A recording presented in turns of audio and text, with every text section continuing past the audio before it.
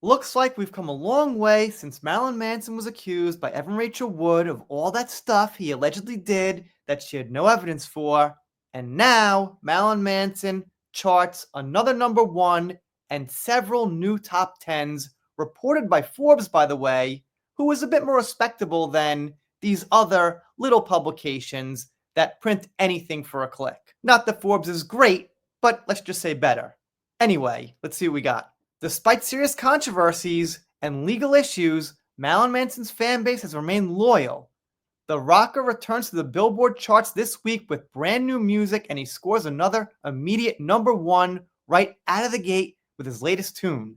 It seems that those who have followed his work for years are still intent on snapping up anything he delivers, especially the moment it becomes available.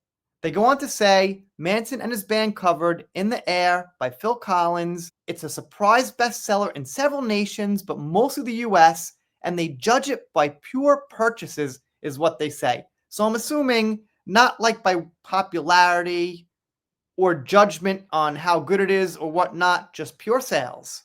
And they continue with a few more details. In the Air Tonight opens at number one on the Hard Rock Digital Song Sales chart.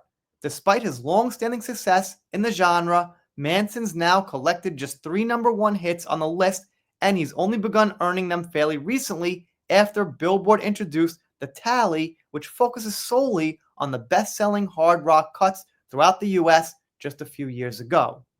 He first hit number one in 2020 with We Are Chaos.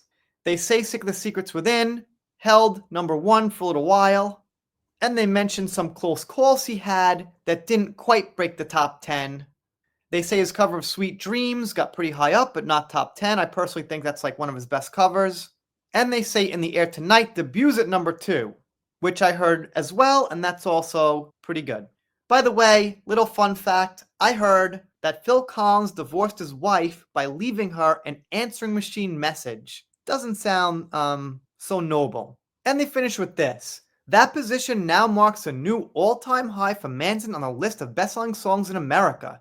His previous best and only other hit, God's Gonna Cut You Down, spent 1 week at number 37 half a decade ago. The ranking now only features 25 spots, so God's Gonna Cut You Down wouldn't have even reached the roster this time around. Alright, fair enough. You know what? I'm reading the details, but really, this is kind of about a comeback, really moving forward. I can't quite say that it's like nothing ever happened. Obviously, Evan Rachel Wood majorly disrupted Marilyn Manson's life. His manager quit, got dropped by record labels. I'm sure that was a setback. But at this point now, it feels like Manson's also on the right side of the Roaring Rapids. Let me know what you think in the comments. Doing all things pop culture. If you're not subscribed here, consider it. If you don't, I'll be sad, but I'll get over it. See you next time.